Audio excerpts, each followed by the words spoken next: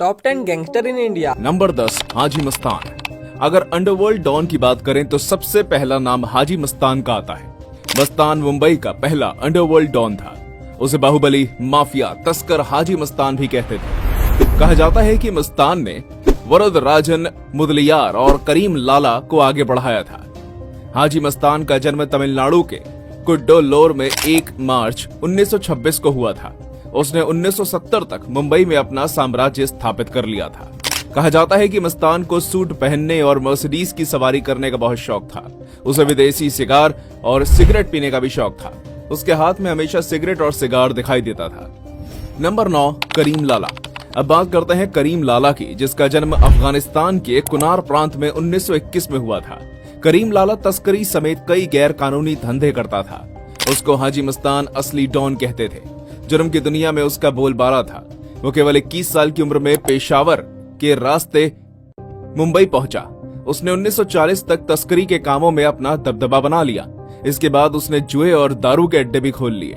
कहा जाता है कि करीम लाला वरदराजन मुदलियार और हाजी मस्तान के इलाके बटे हुए थे, जिसकी वजह से तीनों के बीच कभी खून खराबा नहीं होता था। करीम लाला का निधन अफगानिस्तान के कुनार प्रांत में 2011 में हुआ। नंबर 8 वरदराजन मुदलियार। वरदराजन मुदलियार को जल्द अमीर बनने की चाहत ने अंडरवर्ल्ड की दुनिया का बेताज बादशाह बना डाला। उसका जन्म मद्रास प्रेसिडेंसी के थुट्टुकुडी में 1926 में हुआ था। वरदराजन पहले छोटी नौकरियां करता था, लेकिन बाद में वो मुंबई चला गया और रेलवे स्टेशन पर कूली का काम करने लगा। उस समय उसकी उम्र 34 साल थी। कूली का काम करने के दौरान ही वो अवैध शराब के कारोबार से जुड़ा। जब वो मुंबई आया तो उस समय हाजी मस्तान और करीम लाला का सिक्का अंडरवर्ल्ड में चलता था। वरदराजन ने भी अपना धंधा शुरू कर दिया। वो अपने कारोबार को बढ़ाना चाहता था, जिसे लेकर वो हाजी मस्तान से मिला। हाजी मस्तान भी उससे प्रभावित हुए और उसे अपने साथ ले लिया। दोनों मिलकर काम करने लगे। इसी दौरान हाजी मस्तान ने उसकी मुलाकात करीम लाला से करवाई।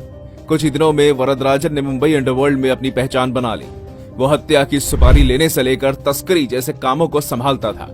दिल का दौरा पड़ने की वजह से चेन्नई में 2 जनवरी 1988 को उसकी मौत हो गई। नंबर 7 दाऊद इब्राहिम। मुंबई अंडरवर्ल्ड की दुनिया की बात हो और दाऊद इब्राहिम का नाम सामने ना आए, ऐसा हो ही नहीं सकता। दाऊद इब्राहिम भारत के मोस्ट वांटेड अपराधियों की लिस्ट में पहले नंबर पर है। दाऊद कई आतंकी संगठनों से भी जुड़ा हुआ है। कहा जाता है कि उसे पाकिस्तानी खुफिया एजेंसी ISI का संरक्षण मिला हुआ है। दाऊद 1993 में मुंबई ब्लास्ट का मुख्य मास्टरमाइंड है। उसने अपनी बेटी की शादी पाकिस्तानी क्रिकेटर जावेद मियादाद के बेटे से की है। दाऊद के पिता मुंबई पुलिस में हेड कांस्टेबल थे। दाऊद ने अपराध की दुनिया में कदम अपने भाई शब्बीर के साथ मिलकर तस्करी के काम से शुरू किया था। यहीं से मुंबई में खूनी जंग शुरू हुई। अब तक अंडरवर्ल्ड की दुनिया में अपनी बादशाहत कायम कर चुके करीम लाला दाऊद के अपराध की दुनिया में कदम रखते ही अपने काम में दखल महसूस करने लगा। उसने दाऊद के भाई शब्बीर की हत्या करवा दी, जिसके बाद दोनों गुटों के बीच खूनी गैंग वॉर शुरू हो गया। दाऊद के सिर पर खून सवार था। वो करीम लाला से अपने भाई की मौत का बदला लेना चाहता था, इसलिए उसने करीम लाला के भाई रहीम खान की अपने साथियों के साथ मिलकर हत्या कर दी। भाई की मौत से करीम लाला पूरी तरह टूट गया, जिसके बाद उसने दाऊद से दोस्ती कर ली और जुर्म की दुनिया को छोड़ दिया। करीम लाला के साथ ही मुंबई अंडरवर्ल्ड का पहला डॉन हाजी मस्तान और वरदराजन ने भी 1980 में अपराध की दुनिया को अलविदा कह दिया। हाजी मस्तान ने 1970 में जयप्रकाश नारायण के आंदोलन से प्रभावित होकर राजनीति की दुनिया में कदम रखा। कहा जाता है कि 1993 की मुंबई धमाकों से पहले दाऊद भारत से दुबई चला गया था। नंबर 6 अरुण गौली। अरुण गौली का जन्म 17 जुलाई 1955 को महाराष्ट्र के अहमदनगर के कोपर गांव में हुआ था। उसके पिता का नाम गुलाब राव था, जो मजदूरी करके घर का खर्चा चलाते थे। जब दाऊद इब्राहिम ने मुंबई छोड़ा तो केवल 2 ही खिलाड़ी अपराध की दुनिया में बचे थे, एक अरुण गौली और दूसरा अमर नायक। अमर नायक को एक एनकाउंटर में पुलिस ने मार गिराया, जबकि उसके भाई को गिरफ्तार कर लिया। इसके बाद मुंबई में अंडरवर्ल्ड की दुनिया में केवल गौली ही बचा था। गौली को डैडी के नाम से भी जाना जाता था। वो अंडरवर्ल्ड की दुनिया का बेताज बादशाह बन गया था।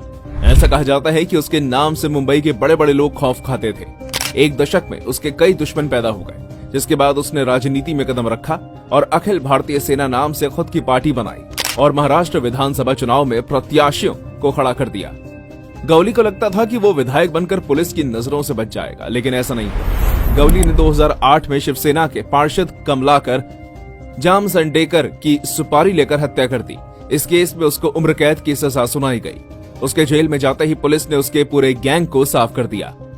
नंबर 5, बड़ा राजन। मुंबई अंडरवर्ल्ड की दुनिया में बड़ा राजन का भी नाम प्रमुखता से लिया जाता है। बड़ा राजन का असली नाम राजन नायर है। उसे छोटा राजन का गुरु कहा जाता है। बड़ा राजन पहले मुंबई में दर्जी का काम करता था। कहा जाता है कि उसने अपराध की दुनिया में कदम अपनी प्रेमिका के लिए किया था। राजन जो काम करता था उसमें उससे बहुत कम पैसे मिलते थे। उसकी प्रेमिका के शौक बड़े बड़े थे, जिसको पूरा करने के लिए उसने महंगे टाइपराइटर की चोरी करनी शुरू कर दी। एक दिन वो पकड़ा गया तो चोरी के जुर्म में उसे 3 साल के लिए जेल भेज दिया गया। जेल से बाहर निकलने के बाद उसने एक गैंग बनाया जिसका नाम रखा गया गोल्डन गैंग। गोल्डन गैंग का नाम 1970 के बाद राजन गैंग हो गया। रंगदारी, जबरन वसूली, तस्करी, फिल्मों की टिकट ब्लैक करना और पैसे लेकर कब्जा दिलाना बड़ा राजन का मुख्य धंधा हो गया। 1979 में जब आपातकाल हटा तो पुलिस ने अपराधियों पर शिकंजा कसना शुरू कर दिया। एक दिन एक सिनेमा हॉल के बाहर पुलिस टिकट ब्लैक करने वालों पर कार्रवाई करने पहुंची तो उसकी बदमाशों से झड़प हो गई। पुलिस ने लाठीचार्ज करना शुरू कर दिया। इसी दौरान एक लड़का सामने आया और उसने पुलिस की लाठी लेकर उन्हें ही मारना शुरू कर दिया, जिससे भीड़ तितर बितर हो गई। इस लड़के से बड़ा राजन बहुत प्रभावित हुआ और उसे अपने गैंग में शामिल कर लिया। आगे चलकर इसी लड़के यानी राजेंद्र को उसने अपने गैंग की कमान दे दी। राजेंद्र ही आगे चलकर छोटा राजन के नाम से जाना गया। दोनों ने मिलकर पूरी मुंबई में अपने धंधे को आगे बढ़ाया। कहा जाता है कि तस्करी करके दोनों ने खूब पैसा कमाया। 1980 में जब वरदराजन मुंबई से चेन्नई चला गया तो बड़ा राजन ने उसके धंधे को जारी रखा।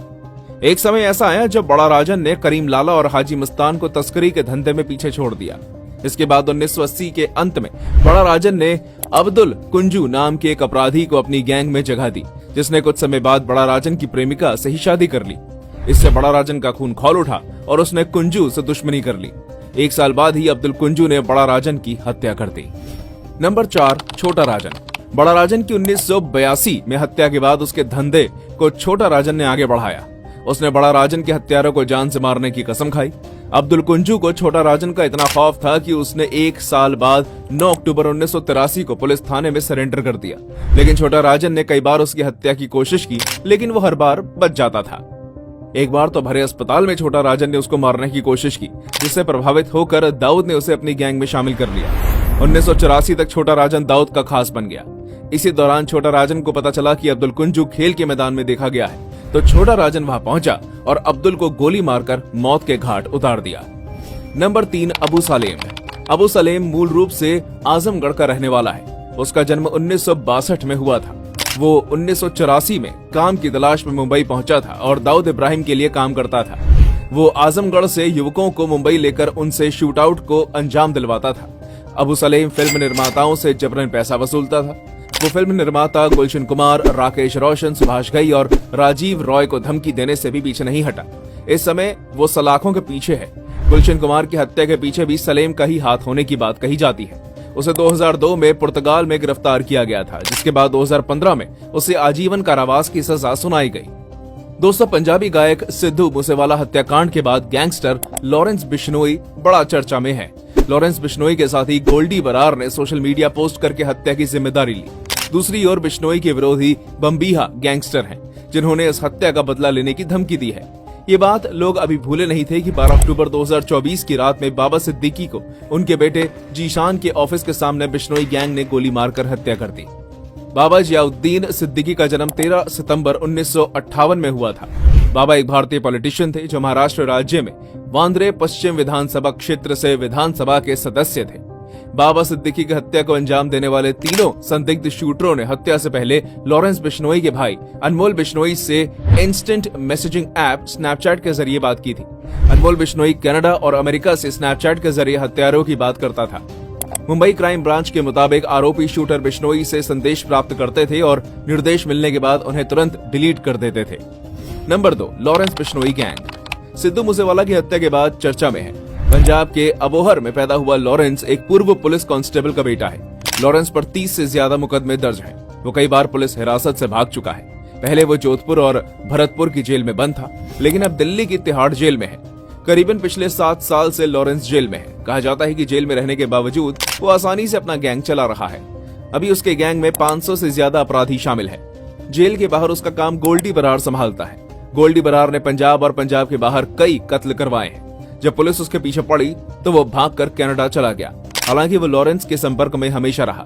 कहा जाता है कि 2015 में जब लॉरेंस पकड़ा गया और जेल गया, तब से ही जेल के बाहर का सारा काम गोल्डी बरार को सौंप दिया गया। कनाडा में बैठा गोल्डी बरार इस समय लॉरेंस बिश्नोई का सबसे भरोसेमंद और मजबूत हाथ है। Number 1, Devendra Bambiha gang. एक समय था जब देवेंद्र बम्बीहा गैंग के नाम से दूसरे गैंगस्टर तक कांपा करते थे। 2016 में पुलिस एनकाउंटर में बम्बीहा मारा गया, लेकिन इसका गैंग आज भी एक्टिव है। लॉरेंस बिश्नोई के करीबी दावा करते हैं कि सिद्धू मूसेवाला की देवेंद्र बम्बीहा गैंग से नजदीकियां थी। मूसेवाला ने अपने एक एल्बम का नाम भी बम्बीहा रखा था। मूसेवाला की हत्या के बाद से बम्बीहा गैंग भी सक्रिय हो गया। गैंग ने मूसेवाला की हत्या का बदला लेने का ऐलान कर दिया। यहाँ तक हमारे साथ बने रहने के लिए धन्यवाद दोस्तों। ऐसी और वीडियोस देखने के लिए हमारे चैनल को सब्सक्राइब और वीडियो को लाइक जरूर करें।